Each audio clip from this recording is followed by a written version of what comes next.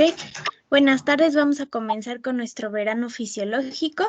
Está con nosotros Mariela Arlet, ella va a entrar ahorita al 7º semestre de la licenciatura de médico cirujano. Igual ella está ahorita en el equipo que va a concursar en el, vaya la redundancia, concurso de fisio. Y también Mariana Torres, la va a ayudar. Ella va a entrar ahorita a 9º semestre de la carrera de médico cirujano y vamos a ver el tema de regulación de la presión arterial. Entonces, cuando guste. Ok, bueno, permítanme compartir y comenzamos. ¿Sí me escuchan bien? Sí. Ok, denme un segundo. Ahora sí. A ver, díganme, ¿sí se ve bien? Sí. ¿La pantalla? Ok. Bueno, entonces, pues empezamos. Nosotras vamos a ver el tema de regulación de la presión arterial. Como ya les dijo Bel, yo soy Mariela Arlet Padilla Jaimes y conmigo está Mariana Torres Franco, ¿ok? Vamos a ver esta primer parte. Los dejo con Mariana. Ok, bueno, lo primero que vamos a hacer es darles como unos conceptos que creemos que son necesarios para que ustedes puedan entender bien este tema. Puede que algunos ya los conozcan, otros no, pero preferimos como hacer énfasis bien en estos. Todos de algún modo u otro creo que conocemos bien la definición de alguna forma u otra de lo que es la presión arterial, pero lo recordamos aquí, que es básicamente la fuerza que va a ejercer la sangre en las paredes de nuestros vasos sanguíneos. Entonces, pues esta va a variar en personas, va a variar con el calibre de los vasos, entonces pues no va a ser la misma en unas arterias que otras. Luego vamos a hablar lo que es un receptor, que básicamente son moléculas que tenemos en el organismo que pueden comunicarse con otras moléculas para causar un efecto en específico. Vamos a tener muchísimos alrededor del organismo, entonces pues cumplen muchas funciones diferentes. Aquí en este tema vamos a hablar principalmente de los barorreceptores, que son receptores de tipo sensitivo. Recordamos que tenemos receptores sensitivos y motores, entonces estos son receptores sensitivos que detectan cambios en la presión sanguínea. Y los quimiorreceptores, que a diferencia de estos van a detectar estímulos químicos. Luego vamos a tener lo que es el tono vascular, que de una manera sencilla nada más es el estado de qué tan tensas están las paredes de los vasos sanguíneos. Esto con determinadas circunstancias, como lo vamos a ir hablando, puede aumentar o disminuir. Y el volumen, básicamente aquí lo hablamos como el espacio que está ocupando toda la sangre dentro de nuestro organismo. Ok. Pues teniendo estos conceptos en mente, vamos a pasar ahora. Voy a tratar de irme pues con calma para que se vaya entendiendo bien todo, ¿vale? Y vamos a empezar con esta primer parte. Solo denme un segundo. Déjenme, es que me conecté desde mi cel por si se trababa o algo, pero todo bien. Ok, ya está. Pues vamos a hablar de esta primer parte de la autorregulación del flujo sanguíneo, que es una propiedad que es súper importante en este caso. ¿A qué se refiere esto? Los introduzco con esta breve oración. El flujo sanguíneo en la mayoría de los tejidos está controlado según la necesidad tisular. Entonces, ¿a qué voy con esto? Que su cuerpo es tan sabio que dependiendo de las necesidades, ojo, de cada tipo de tejido va a ir regulando qué tanto flujo sanguíneo le llega. Ajá, y esta regulación pues también puede sufrir cierta repercusión o cierta, sí hay cambios en la presión arterial. Ahorita se los explico. ¿Qué es lo que tenemos aquí? Vamos a ver, que si yo incremento la presión arterial, piensen, por ejemplo, no sé, al hablar de presión arterial, ya les explicaba Mariana, que es la fuerza que ejerce un líquido en una pared, ajá. Entonces piensen, por ejemplo, como en una especie de vaso o en una manguera, por ejemplo, y el líquido que está dentro de esa manguera, pues ejerce cierta presión. Entonces, estamos de acuerdo que si incrementa la presión arterial, nosotros pensaríamos que también si incrementa la presión, automáticamente tendría que incrementar el flujo sanguíneo, ¿no? Pero ¿qué es lo que pasa aquí? Que tu cuerpo es tan sabio que si no necesita ese flujo sanguíneo extra, le va a decir a tu presión, a ver, tranquila, yo regulo mi flujo sanguíneo. Ajá, esto es autorregulación. Entonces vemos que en menos de un minuto después, aunque inmediatamente incremente el flujo sanguíneo, en menos de un minuto después, este flujo volverá a la normalidad, aunque la presión arterial siga elevada. Un aspecto que es súper importante aquí en autorregulación es que esta autorregulación está bien marcada entre los 70 y 175 milímetros de mercurio. Ajá, que es lo que les puse aquí. Va a haber un incremento del flujo sanguíneo solo del 20 al 30% aproximadamente, incluso si tu presión arterial incrementa un 150% extra. Y esto va a estar regulado, ojo, bien importante, por las arteriolas. Ajá. ¿Y por qué por las arteriolas? Porque este es un tipo de vaso que cuenta con unas paredes musculares que pues son fuertes. Ajá. Sabemos que en el vaso, ahorita más adelante les puse una imagen, pero pues hay una capa de músculo liso. Entonces, en este caso, en las arteriolas, pues estas tienen la propiedad de poder vasodilatarse o de poder hacer vasoconstricción dependiendo de las necesidades del tejido. Por eso les puse esta imagen aquí. Ahora, con el ejercicio pasa algo bien interesante, pero ahorita se los voy a explicar. Ajá, pasamos con la siguiente diapo. ¿Cuáles son algunas de las explicaciones que les dan los fisiólogos a este mecanismo de autorregulación? Porque es bien interesante, ¿no? Uno de ellos es la teoría metabólica. ¿Y qué es lo que nos dice? Que el exceso de líquido, así que llega con una presión pues importante, va a proporcionar demasiado oxígeno, ajá, un oxígeno extra y demasiados nutrientes, y va a eliminar, yo lo veo así como si lavara este líquido extra, como si se llevara los vasodilatadores que usualmente son liberados por los tejidos, y automáticamente, si yo pierdo vasodilatadores, pues va a haber una vasoconstricción, que es lo que ven en la imagen de la derecha arriba. Ajá, vemos a la arteria normal y lava estos vasodilatadores y desencadena una vasoconstricción refleja. Esto que les puse aquí en naranja abajo habla del ejercicio. Ahorita me regreso. Quiero que veamos primero las teorías. Ajá, esto es teoría metabólica. ¿Cuál es otro de las explicaciones que le dan los fisiólogos? Es la teoría miógena. ¿A qué se refiere esto? Que si hay un estiramiento brusco de los vasos sanguíneos, esto va a provocar una contracción refleja del músculo liso de la pared vascular durante unos segundos. Y aquí, para que no se me pierdan, les puse una imagen y estamos viendo pues una arteria común y corriente y vemos ya llevaron histología, ajá, estamos viendo su túnica íntima, su túnica media, que en este caso es la que nos importa, ¿no? Porque cuenta con este músculo liso que les digo. Y aquí el músculo liso, ya que ahora lleva en fisio, van a ver que una de sus propiedades es que este tipo de músculo, aparte de ser involuntario, es un tipo de músculo que se puede excitar con muchísimos estímulos y algunos de ellos es, por ejemplo, el estiramiento. Entonces es justamente lo que pasa aquí y es la explicación de la teoría miógena. Estamos de acuerdo que si yo incremento la presión que lleva ese fluido, pues se estira más ese músculo liso, ¿no? Y como reflejo, pues va a haber una vasoconstricción.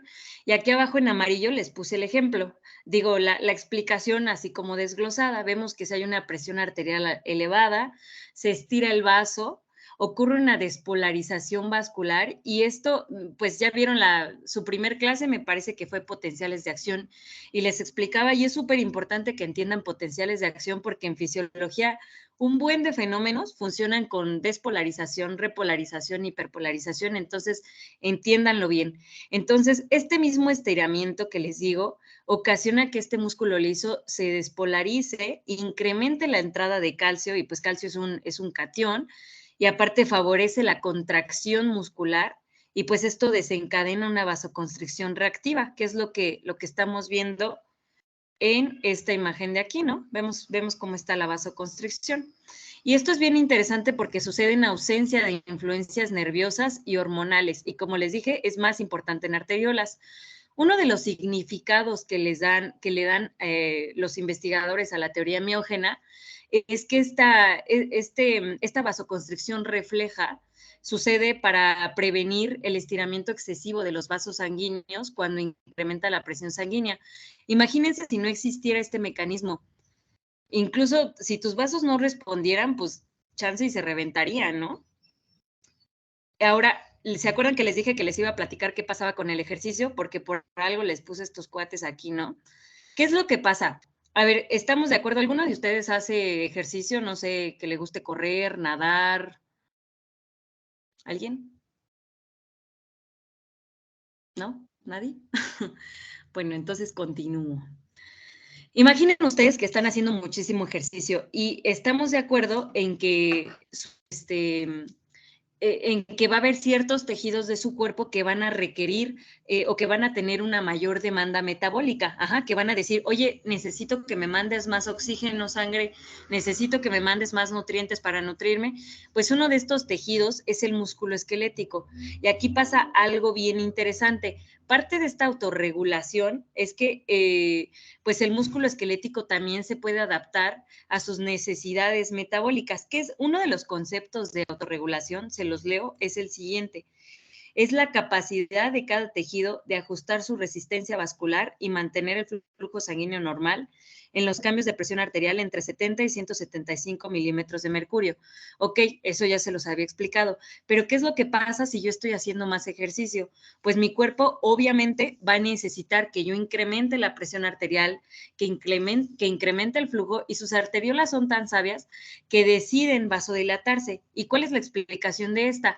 Que estos factores metabólicos, estas necesidades que te dicen, oye, mándame más oxígeno, superan este mecanismo miógeno, esto de la teoría miógena. Entonces, así es como se manda un aumento de flujo sanguíneo específicamente, ojo, específicamente al músculo esquelético, porque es un tipo de tejido que cuando yo estoy haciendo ejercicio necesita un riego importante. ¿Alguien tiene alguna duda con esto?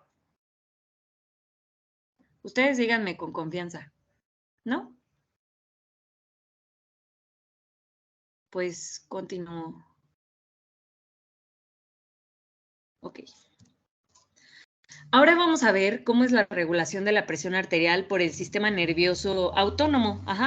Y aquí les puse un esquema, ya que lleven fisio, pues van a ver específicamente cuáles son algunas de sus funciones, y si les puedo dar un consejo es que aprendan bien, porque en farmacología esto lo van a super ocupar, pero quiero que prestemos atención a la parte cardiovascular del simpático y del parasimpático.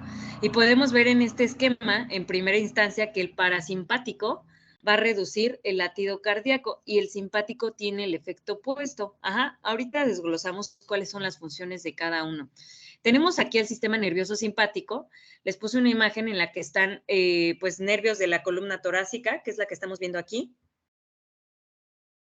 y 1 o 2 lumbares, y estos salen en fibras nerviosas, bueno, salen estas fibras nerviosas vasomotoras simpáticas y forman estas cadenas simpáticas, que son estos como ganglios rojitos que estamos viendo aquí en la imagen, y de aquí van a salir dos tipos de ramas, los que son pues nervios simpáticos, que se van a diseminar a la vasculatura de vísceras internas y del corazón. Sabemos que en general el sistema nervioso autónomo pues se encarga de inervar también esta parte visceral.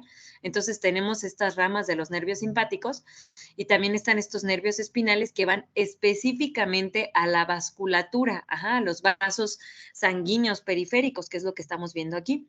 Y también les puse otra imagen en la que estamos viendo los riñones y estamos viendo la glándula suprarrenal, y específicamente quiero que prestemos atención en el corte que está pues a la derecha, y vemos que está la corteza, y aquí la que nos interesa es la médula, ¿no? ¿Y por qué la médula? Porque esta pues va a secretar adrenalina y noradrenalina, también conocidas como epinefrina y norepinefrina, que también pues es el neurotransmisor por excelencia del sistema nervioso simpático. Ahora, ¿cuál es la inervación específica del sistema nervioso simpático? Vamos a ver que las pequeñas arterias y arteriolas pues van a estar inervadas, también las venas y vasos grandes, y bien interesante, en los capilares hay una inervación pobre, solamente en algunos tejidos específicamente en esfínteres precapilares y metarteriolas de vasos mesentéricos, es donde puede haber cierta inervación de los capilares, pero usualmente pues los capilares no reciben una inervación importante por parte del sistema nervioso simpático. Esta va a ser más predominante en las pequeñas arterias y arteriolas. Ahora, ¿cuáles van a ser sus efectos? El sistema nervioso simpático, así a resumidas cuentas, ya cuando lleven farma van a ver que va a depender del tipo de receptor y cositas de ese tipo, pero así, a grosso modo, por decirlo así, el sistema nervioso simpático se encarga de la vasoconstricción. Ajá, y específicamente vasoconstricción, pues de tejidos viscerales, ajá, de algunas vísceras. Entonces vemos que si estimula, que si aumenta su estimulación, aumenta la resistencia. ¿A qué me refiero con incrementar la resistencia? Por ejemplo, yo estoy incrementando la resistencia de este vaso al haber una vasoconstricción. A eso se refiere. Si ustedes leen en algún no sé, en algún punto que hable de fisiología circulatoria y que les diga incrementa la resistencia, les está hablando de que hay cierta vasoconstricción. Entonces, vemos qué es lo que sucede aquí. Hay una vasoconstricción y estamos de acuerdo que si yo, por ejemplo, imagínense así una manguera, yo la presiono un poquito más, o sea, presiono la manguera externamente o reduzco su diámetro, pues va a disminuir la velocidad del flujo, que es lo que sucede aquí. Ajá. ¿Y qué va a pasar con las venas y con los vasos grandes? Tienen que saber que las venas, pues tienen presiones bajas, ajá, usualmente las que tienen las presiones altas, las presiones que les miden, es a partir de las arterias y arteriolas. Entonces, cuando ustedes tomen la presión, no digan, ay, te voy a tomar tu presión en tu vena. No, están tomando una presión arterial. Ajá.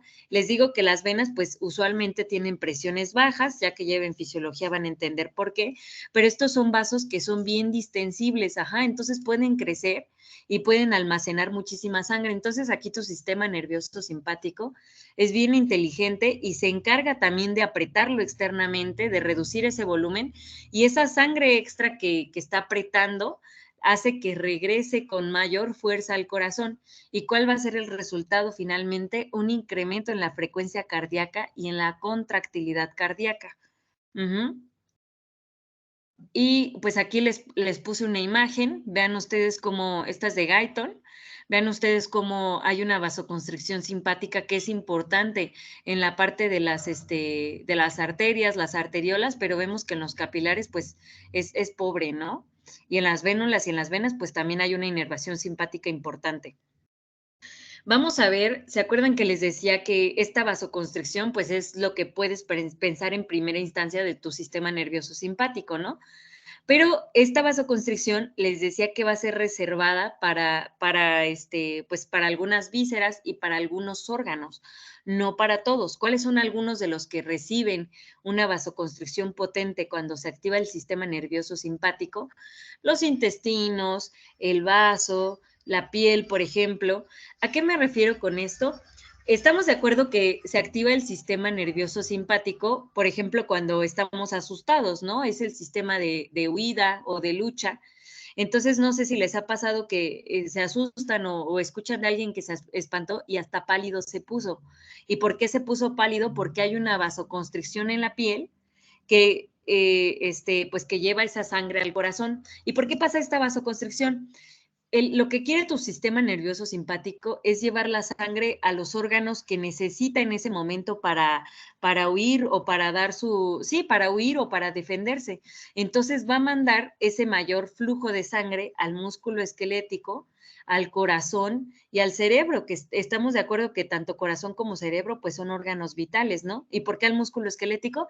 Pues obviamente tus músculos van a requerir más pues una mayor cantidad de sangre, ¿no? Mayor cantidad de nutrientes para poder echarse a correr, por ejemplo.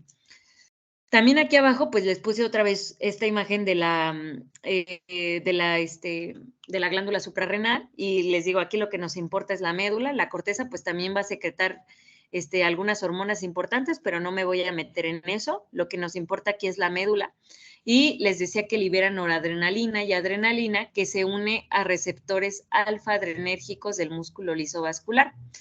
Ya cuando lleven farma van a ver que hay muchísimos receptores adrenérgicos. Están los alfa 1, alfa 2, beta 1, beta 2, pero no me voy a meter en eso ahorita. Igual, aquí les puse esta misma imagen, un poquito más grande. Estamos viendo cuáles son pues estos productos que liberan norepinefrina y epinefrina, ¿no? Ahora, no piensen que este sistema nervioso simpático está regulado, pues allá ahí se va, o a ver quién lo controla.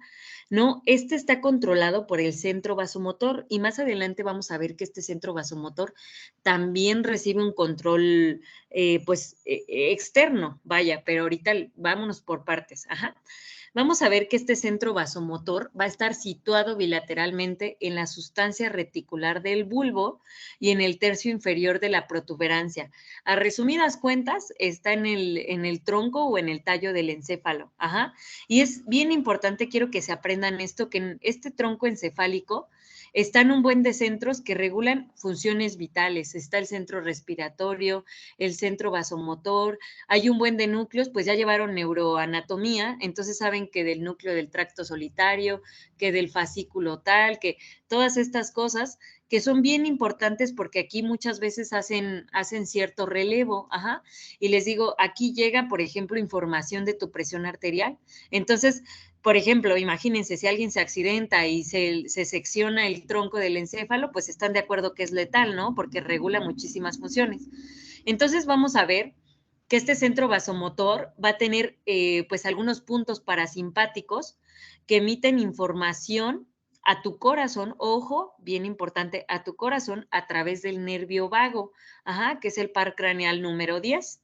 Y vemos que también va a transmitir información simpática a la médula espinal y de la médula espinal, como se los explicaba al principio, a los nervios simpáticos periféricos, por estas cadenas que les decía. Y aquí les puse una imagen, igual es de su libro, de Guyton, y vamos a ver que tenemos parte de este centro vasomotor, tenemos tres zonas que son bien importantes. Tenemos la zona vasoconstrictora, que es esta que estamos viendo hasta arriba, ahí es donde dice, y como su nombre lo indica, se va a encargar de la vasoconstricción y efectivamente va a enviar fibras fibras nerviosas a través de la médula espinal y ya ahí de la médula espinal pues salen estas neuronas vasoconstrictoras preganglionares del sistema nervioso simpático. Y su nombre se los dice, ¿no? Vasoconstricción, sistema nervioso simpático, y aquí ya les expliqué hacia dónde iba. También vamos a tener otro punto que es importante en este centro vasomotor, que es esta zona que se encarga de la vasodilatación.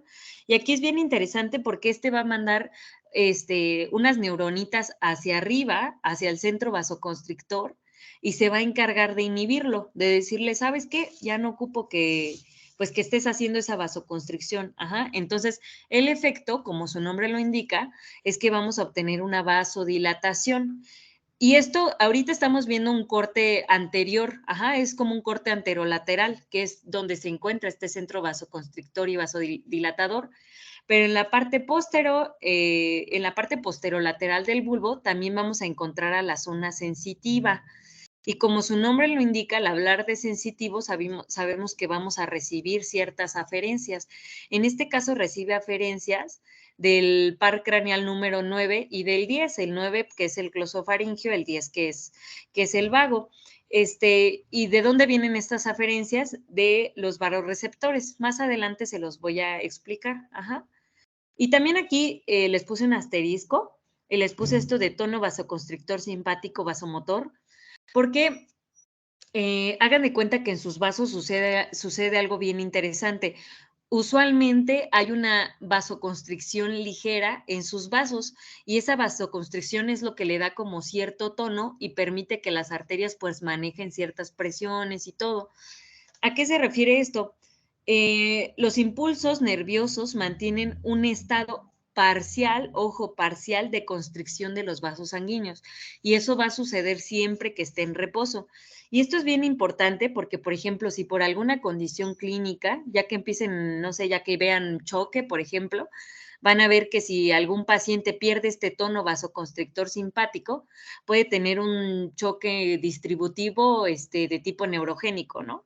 Y eso es bien interesante, pero les digo, no me voy a meter con eso, pero es meramente complementario. Ajá, no sé si tienen una duda con eso, ¿no? Pues continuamos. ¿Qué es lo que hace el centro vasomotor con la actividad cardíaca? Sus porciones laterales son fibras nerviosas simpáticas. Entonces, a ver, si estamos hablando de simpático, ¿qué les había dicho que hace el simpático? Incrementa la frecuencia y la contractilidad cardíaca. Apréndanse eso siempre. Ajá. Y estas van a ser las porciones laterales del centro vasomotor que específicamente regulan la actividad cardíaca. No se me confundan con lo que estábamos viendo aquí atrás. Aquí atrás estamos viendo de los vasos. Ajá, de vasos, de arterias, de venas. Aquí estamos hablando específicamente de su corazón. Ajá. Y la porción medial, pues va a enviar información a través de los nervios vagos. Y ya sabemos que el nervio vago, si me dice nervio vago, pues yo ya pienso en el parasimpático. Entonces va a tener un efecto opuesto, ¿no? Reducir la frecuencia y la contractilidad cardíaca. Y aquí les puse un corazón muy, muy bonito. Ya les había comentado que este centro vasomotor pues también no se manda solo, ajá, este también va a estar regulado. Siempre he creído que el sistema nervioso es maravilloso porque pues regula todas las funciones de tu cuerpo, ¿no? Y vemos aquí cómo este centro vasomotor pues va a estar regulado por neuronas de la corteza cerebral, de la sustancia reticular de la protuberancia, el mesencéfalo, el diencéfalo, específicamente el diencéfalo sería el hipotálamo, que se encargan de excitar o de inhibir el centro vasomotor. Y también voy a tener algunas otras porciones, como la parte anterior del lóbulo temporal, zonas orbitarias de la corteza frontal, la porción anterior de la circunvolución singular y la amígdala. Esto es, ¿cómo decirlo? Es muy específico, ajá, solamente es pues para que lo tengan un poco en mente. Y aquí les puse esta imagen que también es de su libro y estamos viendo cómo salen todas estas eferencias. Y ojo, estas eferencias pueden ser excitadoras o inhibidoras del centro vasomotor. Y es lo que dice aquí, las que están así con líneas discontinuas son las que son las inhibidoras, ajá, y por eso dice ahí vasodilatador. Sistema nervioso parasimpático, ya se los había explicado, se encarga de reducir la frecuencia cardíaca y la contractilidad a través de los nervios vagos. A ver, si yo les dijera, por ejemplo, el sistema nervioso parasimpático regula el tono vascular, ustedes me dirían sí o me dirían no, verdadero o falso. Chin, chin, chin. La respuesta es falso. Ajá. El sistema nervioso parasimpático únicamente regula o regula especialmente solamente tu corazón, no regula la parte vascular. La parte vascular está dominantemente regulada pues por una parte, por una parte simpática. Ajá. Por eso esta inervación. Pero pues aquí está el centro vasomotor. Ajá. Lo que quiero que entiendan es que el parasimpático, sus efectos a nivel cardiovascular, los más importantes y de los que puedes estar 100% seguros, es de que reduce la frecuencia cardíaca y la contractilidad. Ajá, y el parasimpático pues tiene los efectos opuestos. Y aquí lo estamos viendo, miren, está un resumen. Vemos que está el sistema nervioso simpático y se encarga de la vasoconstricción y cardioaceleración, y el parasimpático únicamente cardioinhibición. Y pues algo padre de este control nervioso es que es el mecanismo más rápido de regulación de la presión arterial. Ajá, entonces, si por alguna razón se te empieza a bajar la presión, y ya que lo entiendan, la presión no se baja por hacer ejercicio, lo que se baja es la glucemia. Ajá, no sé si han escuchado que dicen, ay, es que estaba haciendo ejercicio y se me bajó mi presión. La presión arterial solamente disminuye, pues, no sé, que estés deshidratado o, bueno, si estás deshidratado sí se baja la presión arterial y puede ser por ejercicio, pero no es como la creencia que todo el mundo tiene, es a lo que voy. Lo que les quiero decir de este control nervioso es que es súper rápido, ajá, como se los puse aquí, regula en torno a de 5 a 10 segundos, ya te subió otra vez la presión arterial. Y aquí les puse una imagen, estamos viendo una hemorragia, les hubiera puesto una imagen más fea, pero pues no quiero que me censuren la clase, no es cierto, es un chiste, pero ya que vean cascada de la coagulación, van a ver que siempre que hay alguna hemorragia, alguna situación en la que se corta un vaso sanguíneo, el primer mecanismo que interviene es tu sistema nervioso. ¿Y qué creen que va a ser tu sistema nervioso? Una vasoconstricción refleja. Ajá, ¿y por qué vasoconstricción refleja? Pues para reducir el flujo sanguíneo en ese vaso y que tú sigas sacando muchísima sangre. Y aquí les puse otra vez una imagen, estamos viendo cómo una cebra huye de un león. Y estamos de acuerdo que los músculos de esta cebra pues necesitan un flujo sanguíneo bien importante, pero ¿ustedes creen que su estómago necesita un flujo sanguíneo importante en ese rato? No, entonces por eso este mecanismo de autorregulación. Y aquí abajo igual les puse a un deportista, este cuate hace triatlón, y pues obviamente tiene que recibir un flujo más importante a su músculo esquelético. Y ya para terminar esta primera parte, ¿se acuerdan que les dije de este centro sensitivo que está en la parte posterior de su tronco del encéfalo, en el centro vasomotor, que recibía aferencias y que se relacionaba con los reflejos barorreceptores? Pues vamos a ver esa parte. Ajá. Para empezar, ¿qué es un barorreceptor o qué es un presorreceptor? Es un tipo de receptor mecánico, ajá, que se encuentra en las paredes de arterias sistémicas de gran tamaño. Y estos barorreceptores vamos a tener dos que son súper importantes, pero no quiero que piensen que solamente encuentras barorreceptores ahí. También puede haber barorreceptores en las regiones torácicas y cervicales, pero ¿cuáles son los importantes en las arterias de esas regiones? Los más importantes aquí tenemos a los barorreceptores que están a nivel de las arterias carótidas internas, que es como naranjita que estamos viendo aquí, que es específicamente en el seno carotidio, que es donde está esta bifurcación de la carótida común, se divide en carótida externa, carótida interna, pues justamente en ese punto ahí van a tener un barorreceptor. Y este barorreceptor va a emitir señales a través de los nervios de Herring, que es este como cablecito amarillo que estamos viendo en la imagen de la izquierda, y de ahí manda información a través del glosofaringio. ¿Y a dónde creen que llega este glosofaringio? Al núcleo del tracto solitario. Y vamos a ver que también en el callado aórtico voy a encontrar otro tipo de barorreceptor que pues va a llevar la información al tronco del encéfalo, mediante el nervio vago. Y es lo que estamos viendo aquí en la imagen. Igual está muy bonita. ¿Y por qué? Ustedes me preguntarán, oye, ¿y cómo responden estos barorreceptores? ¿O cómo es que se excitan? ¿Cómo es que mandan la información? Pues estos barorreceptores se van a excitar por alguna señal mecánica. Ajá. Y estamos de acuerdo que la presión, el cambio en la presión arterial, pues es un cambio mecánico, ¿no? Entonces, este mismo cambio lo detectan estos barorreceptores y le dicen a tu nervio glosofaringio y a tu nervio vago, oye, mi presión arterial está así, ¿qué vamos a hacer? Ajá, vamos a ver qué es lo que sucede. Les digo que estas aferencias pues van en primera instancia al núcleo del tracto solitario. ¿Qué es lo que sigue? Aquí les puse la imagen, estamos viendo un corte del tronco del encéfalo y que vemos en azul como marino es el núcleo del tracto solitario. Y es bien importante que se lo aprendan porque pues este núcleo es bien, lo van a ver muchísimas veces en fisio. Ajá, y vean que en esta imagen dice que es el aferente visceral general, pero pues tiene muchísimas funciones. Y ¿cómo es que va a funcionar este reflejo barorreceptor? La respuesta que va a emitir una vez que llega a este núcleo del tracto solitario es que va a mandar señales secundarias que van a inhibir al centro vasoconstrictor del bulbo y van a excitar al centro parasimpático vagal. A ver, me regreso rápido y se los explico. Imagínense ustedes, por alguna razón incrementa su presión arterial, ¿no? Incrementa muchísimo su presión arterial. Y esta información automáticamente llega al centro vasoconstrictor que les enseñaba al principio y se va a excitar de ahí al centro parasimpático vagal. ¿Y qué es lo que lo que hacen estas fibras vagales que les había comentado? Pues van a reducir esta respuesta vasoconstrictora. Ajá, y es lo que tenemos aquí.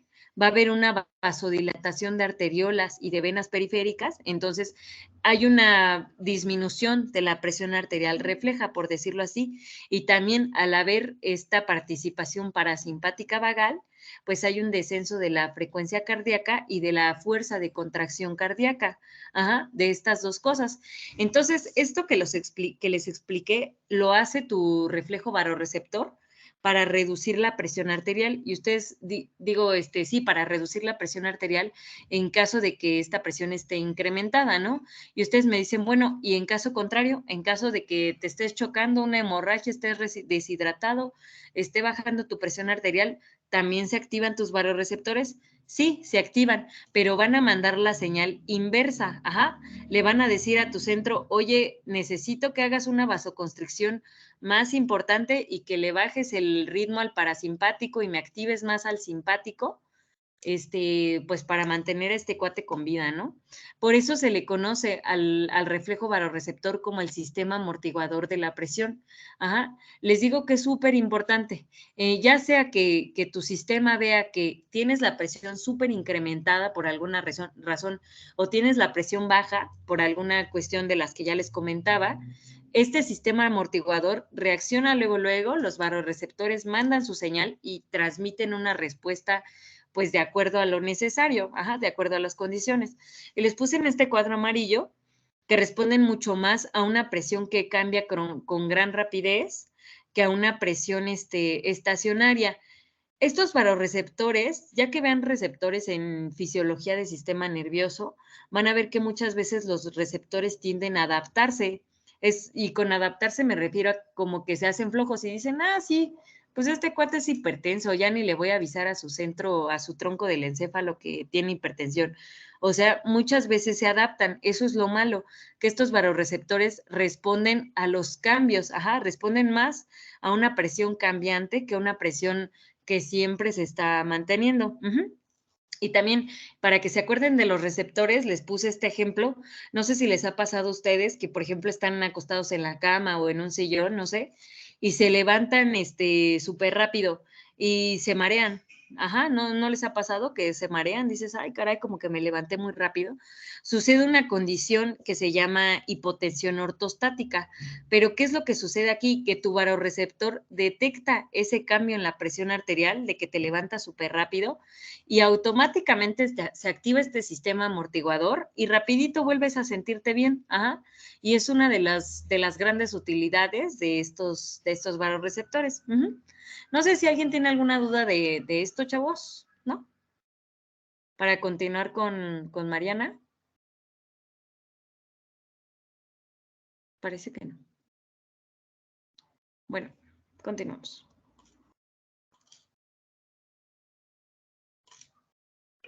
Bueno, ahora yo les voy a hablar de los receptores cardíacos de volumen.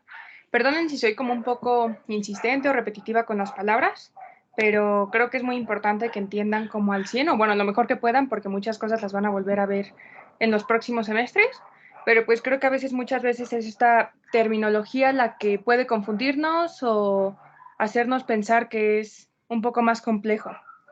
Entonces, estos receptores cardiopulmonares, de algún modo, son muy similares a los barorreceptores que explicó mi compañera Mariel, pero con algunas pequeñas diferencias. Básicamente son también receptores de presión, solo que estos van a actuar a una baja presión y se encuentran localizados a la altura de lo que son las aurículas, los ventrículos y de los vasos pulmonares, principalmente la arteria pulmonar. Entonces, ¿qué hacen estos receptores? Van a mandar señales o reflejos que van a ayudar a modular o a minimizar los cambios de presión arterial a corto plazo. La diferencia que tienen con los otros receptores es que estos no detectan como tal la presión sistémica que está en el cuerpo. Más bien, cuando aumenta la presión arterial del organismo, también hay un aumento en el volumen sanguíneo. Entonces, estos barorreceptores van a aumentar esta mayor presión en el corazón causada por la mayor cantidad de volumen que hay dentro. Entonces, pues básicamente es esto. ¿Le puedes cambiar, por favor? Entonces, pues aquí puse una imagen donde pues ejemplifica como si fuera un corte del corazón, donde tenemos las aurículas, los ventrículos, y pues básicamente ahí se encontrarían estos receptores. Son muy pequeños, pero básicamente envían esta información. La siguiente.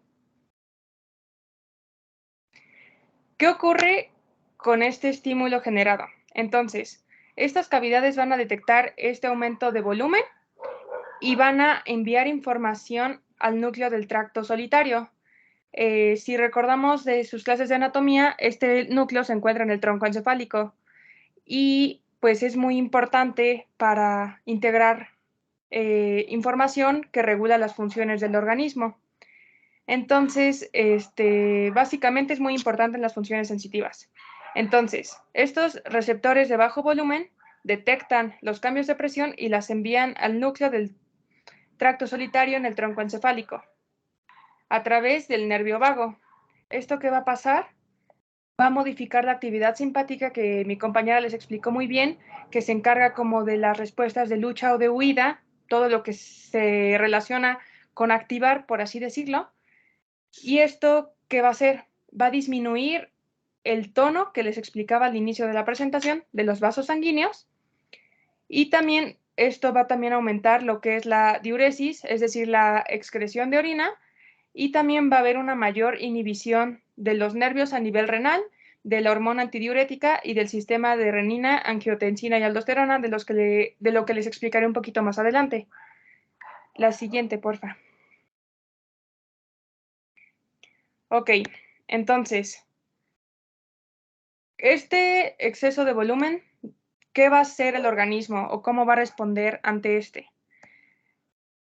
Digamos que cuando entra más volumen sanguíneo, la mayor presión va a hacer que las aurículas se expandan, porque están soportando más volumen del que normalmente están acostumbradas.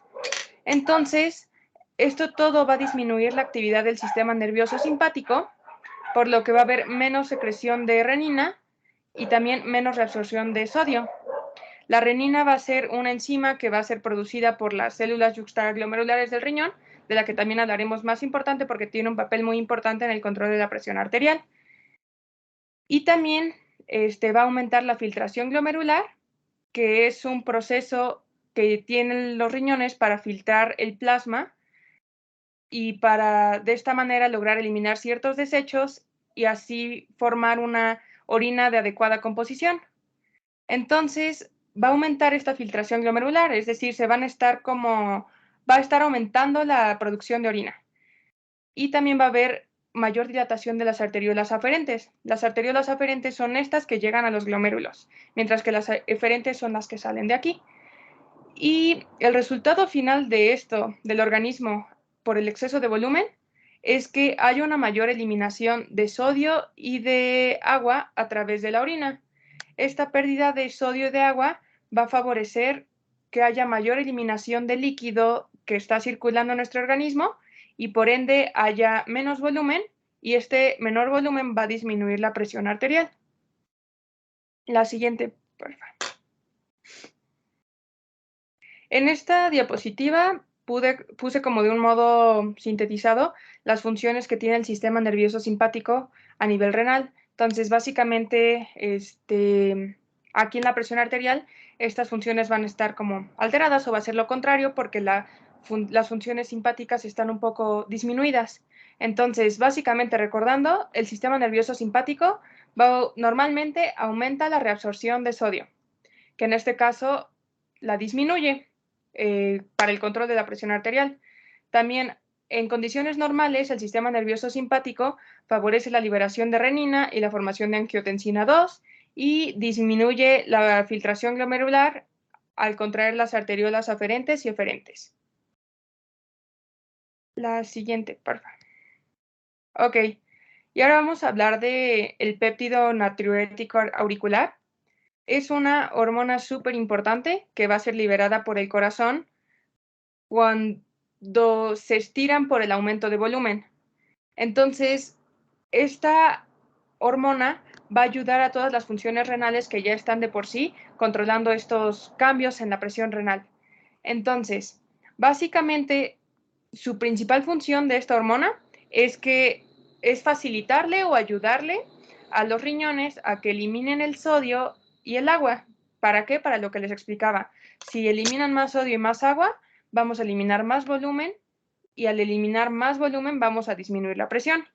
Entonces, los riñones necesitan como de este empujoncito para trabajar más eficientemente y disminuir de mejor manera la presión arterial.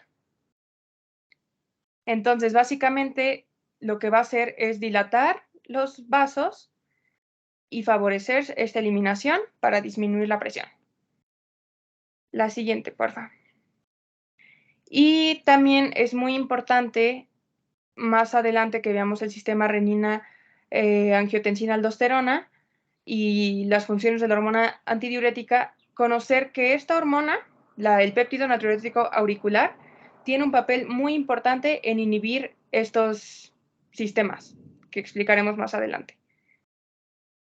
La próxima. Y ahora les hablaré de lo que es el reflejo quimiorreceptor. La siguiente. Bueno, aquí tenemos quimiorreceptores que les expliqué al inicio que son receptores que detectan diversos estímulos químicos. Están presentes a nivel de las carótidas y a nivel de la aorta. Aquí hay una imagen donde pueden verse, aquí está la aorta y aquí está la bifurcación de donde salen las carótidas. Entonces, aquí, bueno, quizás se ve un poquito lejos, pero están como muchos puntitos que serían como los quimiorreceptores. Entonces, tenemos dos carotídeos ubicados en la bifurcación, de donde sale la arteria carótida común, y hay múltiples a nivel del arco de la aorta. La siguiente, por favor. Ok, entonces, este reflejo quimiorreceptor, ¿qué hace o para qué sirve? Básicamente, todo esto de lo que les estamos hablando son como múltiples mecanismos que van a ayudar en conjunto a disminuir la presión. Por eso es como tan interesante, porque es conocer todo lo que está pasando al interior de nuestro organismo, que logra un efecto que quizá nos suena como algo pequeño, pero en realidad es algo muy grande que está ocurriendo dentro de nosotros. Entonces, además de los receptores de baja presión y además de los receptores de los que ya habló Mariel, tenemos estos quimiorreceptores que también van a ser estimulados, pero estos por el descenso de la presión arterial. Entonces, digamos que va a ser como una respuesta un poco contraria. Y esto lo que van a hacer es el efecto contrario que tienen los vasoreceptores de baja presión, porque lo que pretenden es aumentar la presión arterial. Y esto es a través del centro vasomotor. Entonces, estos van a enviar señales también sensitivas al detectar la presión baja, las envían al centro vasomotor, también en el tronco encefálico, para regular el tono de los vasos sanguíneos y así lograr un flujo adecuado que regule la presión arterial. La siguiente, porfa. Y aquí hay algo muy interesante que tiene el organismo, que es como un mecanismo de defensa a los cambios de presión. Así como sabemos que la alta presión arterial pues nos causa muchos problemas asociados con la hipertensión arterial y todo eso, aquí también tenemos un efecto cuando la presión disminuye demasiado. Entonces, es la respuesta isquémica del sistema nervioso central. Cuando disminuye la presión y ya se ocuparon todos los procesos que tiene el organismo como para intentar aumentarla y no funcionaron, esta respuesta isquémica va a ser como, se define de un modo como la última trinchera de defensa que tiene el cuerpo para controlar la presión arterial. Entonces, básicamente va a ser un sistema que se va a activar de manera urgente, rapidísimo, para aumentar la presión cuando se detecta que el flujo sanguíneo que está llegando al cerebro ha disminuido. La siguiente, porfa.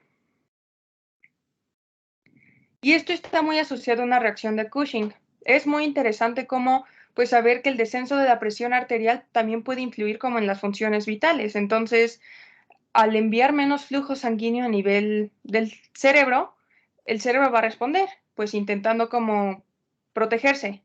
Entonces, esto se conoce como la reacción de Cushing. La disminución de presión arterial y el aumento de la presión a nivel intracraneal se define que es cuando hay una presión interna en el cráneo mayor a 20 milímetros de mercurio. Esto va a ayudar a activar esta respuesta. Entonces, esta presión del cerebro puede aumentar muchísimo, o sea, puede aumentar mucho más de lo que es nuestra presión arterial normal. Y entonces, con el fin de proteger al organismo, va a mandarse como esta respuesta de aumento de la presión arterial. ¿Por qué? Porque si la dejamos seguir, va a matar a nuestras neuronas y les va a causar un daño metabólico de tipo permanente, del que pues sabemos que las neuronas no son células que se regeneran, entonces pues nos va a llevar a la muerte si no se trata de una manera urgente y pues es un mecanismo de defensa que tiene el organismo. La siguiente, porfa. Y aquí, bueno, les puse dos imágenes, que una es para explicar. También es muy importante como entender la clínica en la fisiología, entonces cuando llega pues un paciente que tiene como un ritmo cardíaco disminuido, un bradicardia, que tiene también una respiración disminuida y también que tiene una presión arterial muy alta, debemos de pensar en esto, en esta hipertensión intracraneal. Entonces, ¿qué va a hacer esta presión intracraneal? Pues va a comprimir nuestras arterias cerebrales y va a disminuir nuestro flujo sanguíneo. Se activa nuestro mecanismo de respuesta para aumentar la presión arterial.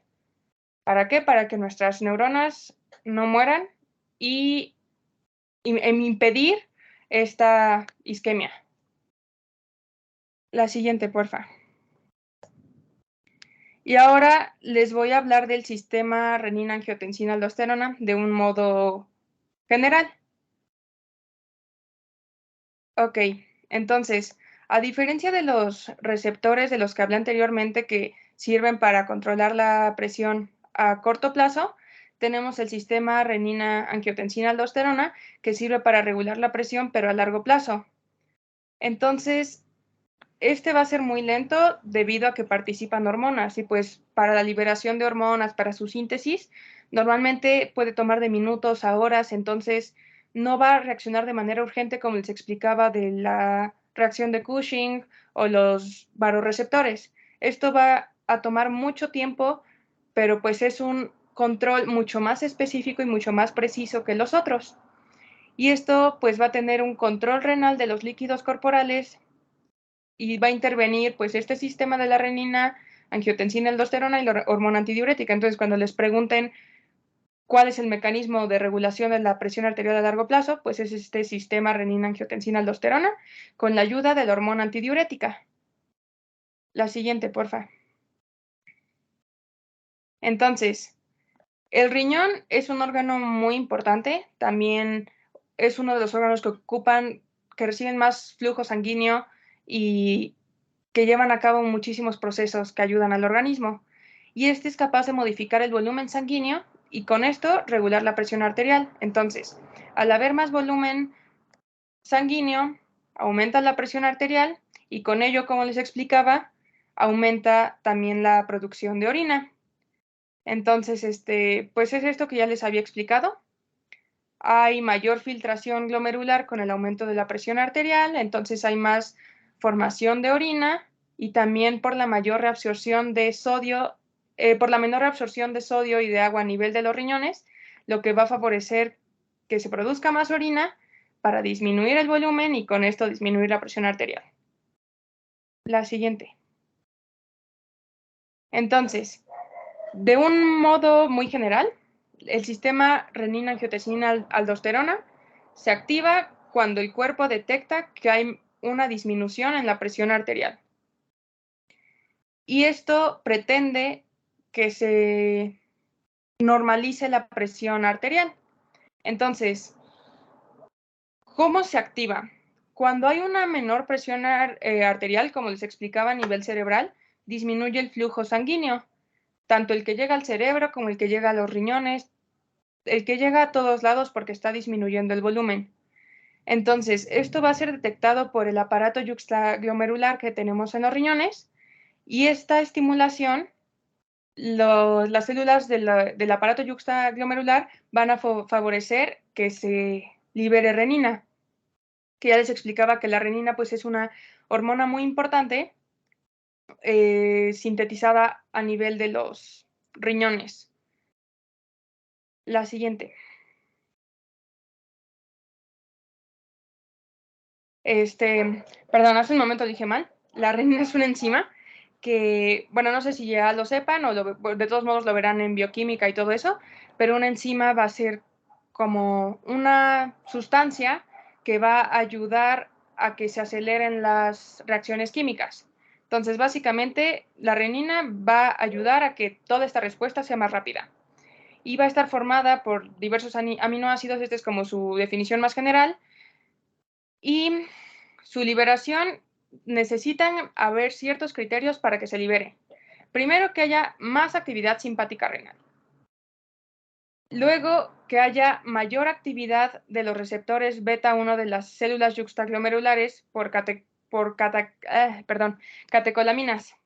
Estos receptores beta-1 son responsables de detectar cambios en la presión arterial. Entonces, los cambios en la presión van a activar a los receptores beta-1 y también cuando se estimulan van a favorecer la liberación de renina, básicamente. Entonces, cuando hay cambios en la presión arterial y en el flujo sanguíneo, se activan estos beta-1 y liberan renina. Y las catecolaminas, pues son estas hormonas que tienen una respuesta importante al estrés, como son la adrenalina, la noradrenalina, y también se va a liberar cuando hay más actividad de prostaglandinas en las células yuxtaglomerulares. ¿Qué son las prostaglandinas? Las prostaglandinas son unos compuestos lipídicos que regulan ciertos procesos dentro de los que se encuentra la inflamación, el flujo sanguíneo, diversas respuestas a la coagulación, al dolor. Entonces, básicamente hay muchas formas de las cuales pueden favorecer que se libere renina. Y todas estas se activan con los cambios de presión. La siguiente, porfa. Entonces, esta renina, activada en respuesta a la baja de presión, se envía a la circulación por los vasos sanguíneos y actúa sobre el angiotensinógeno. El angiotensinógeno es una globulina. ¿Qué es una globulina? Una proteína que se encuentra en el plasma sanguíneo y que va a ayudar al transporte de sustancias, a regular diferentes presiones y así. Entonces, la renina actúa con el angiotensinógeno. Este angiotensinógeno va a ser liberado por el hígado. Aquí hay una imagen que lo explica muy bien. Cuando la renina liberada de los riñones llega a la sangre y reacciona con el angiotensinógeno producido por el riñón. Y esto se transforma en angiotensina tipo 1. Esta se ha demostrado, o bueno, no se ha encontrado que cumpla con algún efecto en específico.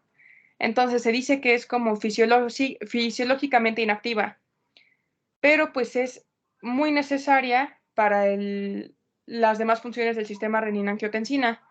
Entonces, esta angiotensina tipo 1 pasa por los pulmones, que también sale aquí en la imagen, a nivel de los vasos, donde tenemos una enzima muy importante, que les decía que va a ayudar a que las reacciones ocurran más rápido, y se va a convertir en angiotensina tipo 2. Y esta angiotensina tipo 2, ahorita veremos más adelante, que pues ya es la fisiológicamente activa, y aquí ya vemos como los efectos un poco, que ahorita les explicaré, pues que va a ayudar a liberar aldosterona, que va a ayudar con los cambios de presión arterial. La siguiente, porfa. Entonces, la angiotensina 2 actúa a nivel de dos receptores muy importantes, que es el AT1 y el AT2. El AT1 es el más importante porque es el que predomina y del que más cosas se han descubierto. Entonces, se dice que ayudan a que, haya constricción de los vasos sanguíneos para que esto aumente la presión arterial, porque pues entre menos espacio haya, bueno, a mí me gustó mucho cómo me explicaron esto con una mnemotecnia. Imaginen que hay como dos puertas. En una, la puerta está muy pequeña y hay 30 personas intentando entrar, mientras que hay otra puerta más grande. Entonces, por la puerta más pequeña y hay la misma cantidad de gente, todos quieren entrar al mismo tiempo. Por la puerta más pequeña, pues se van a estar todos amontonados. Entonces es como mucha presión. Y por la puerta más grande, que son menos personas, pues va a ser más fácil que pase todo. Entonces, por esto, estos receptores que aumentan la constricción de los vasos. Como van a estar más pequeños los vasos o más disminuido su calibre, pues va a ser más difícil que la sangre pase por ahí, lo que va a aumentar mucho su presión, y también esto va a favorecer que se libere aldosterona por las glándulas suprarrenales. Y por otra parte, los receptores AT2 pues están en menor cantidad, no se saben muchos de ellos, pero se dice que que son opuestos a la acción de los AT1. Entonces, que si unos constriñen, estos van a intentar dilatar. Entonces, básicamente, esta angiotensina 2 tiene múltiples efectos en distintos órganos y en diferentes lugares del organismo. Primero, en el riñón, va a favorecer que se retenga el sodio y el agua. Aquí queremos lo opuesto a lo que queríamos para disminuir la presión. Como aquí la presión está disminuida, lo que queremos es aumentarla. Entonces es el efecto opuesto a lo que queríamos con los receptores de bajo volumen. Acuérdense que los receptores bajo volumen les decía que lo que hacían era eliminar más sodio y más agua para eliminar más volumen y disminuir la presión. Aquí es todo lo contrario. El riñón va a detener el sodio y el agua y con esto va a haber menos excreción, menos pérdida de volumen y con esto también va a aumentar la presión arterial. A nivel de las glándulas suprarrenales, como les había mencionado, va a aumentar la liberación de aldosterona, que todavía va a aumentar más la retención o la reabsorción de sodio. Y a nivel de las arteriolas, va a tener un efecto vasoconstrictor para reforzar la actividad simpática.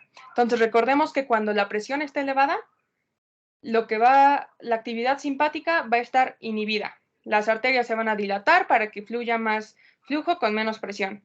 Pero en este caso, como la presión está baja y queremos aumentarla, se va a activar la actividad simpática, va a haber más constricción y con eso va a haber más presión. Y pues esto también ya lo irán viendo más adelante, pero pues son cuestiones muy importantes que les van a ayudar a entender por qué se dan como el mecanismo por el cual ocurren ciertas enfermedades como la hipertensión arterial, y todo eso. La siguiente, por favor. Entonces, aquí básicamente es un resumen de lo que les acabo de explicar. ¿Qué ocurre con la angiotensina 2? Que aumenta la contracción muscular, aumenta la reabsorción de sodio y de agua, aumenta la excreción de aldosterona y recordemos, bueno, ya verán que normalmente la actividad del sodio y del potasio, seguramente ya lo vieron en alguna de las clases del verano fisiológico, es inversa. Entonces, cuando entra sodio, sale potasio y viceversa. Entonces, como estamos reteniendo más sodio, se va a liberar más potasio, hay más actividad del sistema nervioso simpático, hay más estimulación de las glándulas suprarrenales para que se libere más aldosterona, y todo esto va a ser como un ciclo. Se van a estar dirigiendo señales a diferentes lugares que van a estar incrementando este sistema hasta que logremos regular la presión arterial de una manera segura. La siguiente, porfa. Luego llegamos a la aldosterona. Entonces ya definimos lo que es la angiotensina, la renina, llegamos a la aldosterona. Este va a ser un mineralocorticoide liberado por la corteza suprarrenal. Como les decía, este va a favorecer las acciones que tiene los demás.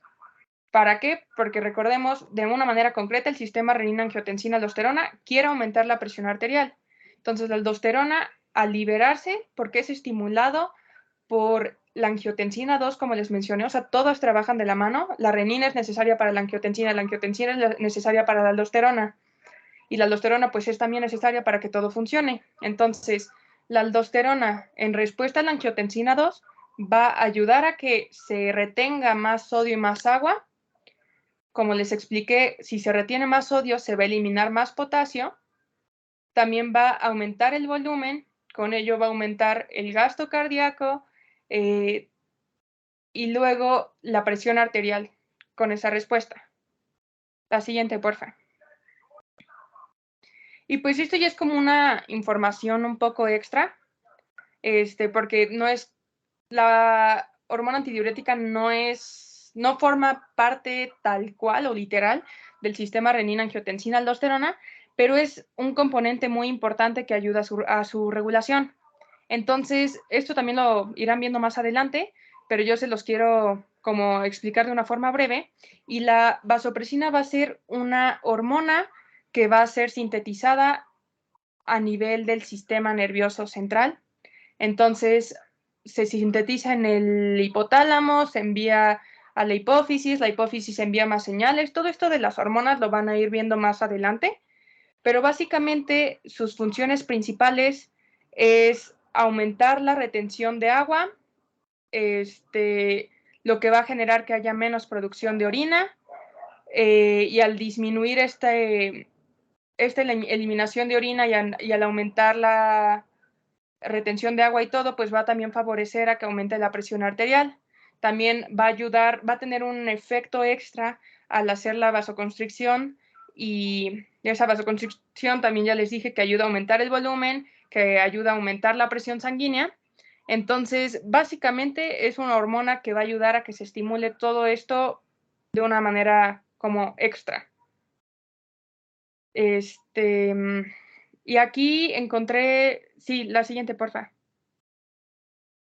Como unas 2 imágenes que me gustaron que resumen muy bien lo que es el sistema renina-angiotensina-aldosterona, porque muchas veces, yo me acuerdo cuando pues estaba también en fisiología, me costó mucho trabajo entenderlo, pero realmente es más sencillo de lo que parece. Entonces, básicamente, aquí sale una imagen de que los riñones están detectando que la presión arterial disminuye y entonces liberan renina de las células juxtaglomerulares. Aquí aparece cómo sale la renina y esta se va a convertir en angiotensina 1 a través del angiotensinógeno, como les comenté. Pues se ve aquí realmente como gordito, chaparrito, o sea, realmente es inactivo, no puede hacer nada.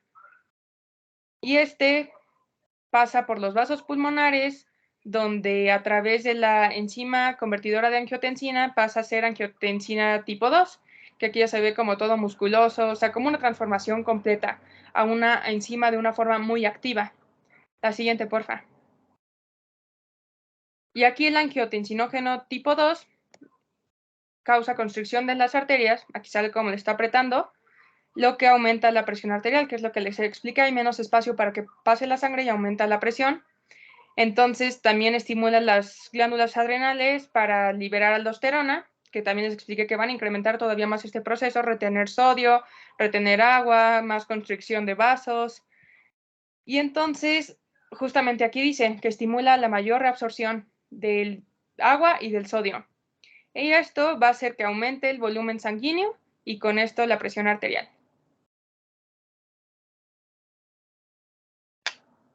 Y listo. Esto sería pues todo de nuestra parte. Bueno, les vamos a resumir los puntos clave como de nuestra presentación, pero los dejo con mi compañera Mariel. Ok, pues vemos rápido los puntos y ya los dejamos descansar, ¿sale, chavos? Pues solamente algunos conceptos. ¿Qué es autorregulación? Ya se los había comentado. Es la capacidad de cada tejido de ajustar su resistencia vascular y mantener un flujo sanguíneo normal durante cambios de presión arterial entre aproximadamente 70 y 175 milímetros de mercurio. Ahora también el sistema nervioso va a controlar la circulación casi totalmente a través del sistema nervioso autónomo. Ya les decía, el sistema nervioso simpático es cardioacelerador y se encarga también de la vasoconstricción, y el parasimpático es cardioinhibidor. Ajá. El centro vasomotor, pues va a ser la porción del bulbo raquídeo, y también vimos que es una parte también de la protuberancia, que se encarga de regular la presión arterial. Y un vasoreceptor es un mecanorreceptor que descarga cuando aumenta la presión dentro de una arteria. Y pasamos con lo de Mariana, ya para terminar esta parte, ya. De una forma resumida de los 3 como subtemas que les di, los receptores cardíacos de volumen son receptores de presión que están especializados, que se localizan en las aurículas y los ventrículos, capaces de detectar cambios en la presión y la distensión de los vasos y los tejidos. Esto va a hacer que envíen información al sistema nervioso para que esto regule la función cardiovascular y logre mantener la homeostasis y logre disminuir la presión. También el reflejo quimiorreceptor es un mecanismo que va a tener el sistema nervioso para regular fenómenos de respiración y de presión arterial, que se va a activar cuando se detectan cambios en los niveles de oxígeno, de dióxido de carbono y de pH en la sangre, y esto va a ayudar a lograr también un equilibrio adecuado en los gases del organismo y que también ayuda en la presión arterial, con lo que les expliqué de la presión de la respuesta isquémica y la reacción de Cushing. Y luego el sistema renina-angiotensina-aldosterona va a ser un sistema que va a regular la presión arterial y el equilibrio de algunos electrolitos, principalmente sodio-potasio, y también esto va a ser a través de la liberación de renina por los riñones cuando disminuye la presión sanguínea y con una liberación también de aldosterona, y todo esto, como les mencioné, pues va a ser para mantener el balance electrolítico de nuestro organismo. Y listo, sería todo. Eso sería todo, Bel. Déjame regreso a la portada ya para que... ¿Alguien tiene dudas?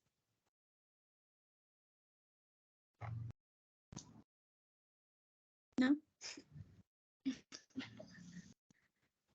Está bien, pues muchas gracias a las dos y nos veríamos mañana. Gracias. Gracias, Bel. Hasta luego, chicos. Gracias. Bye.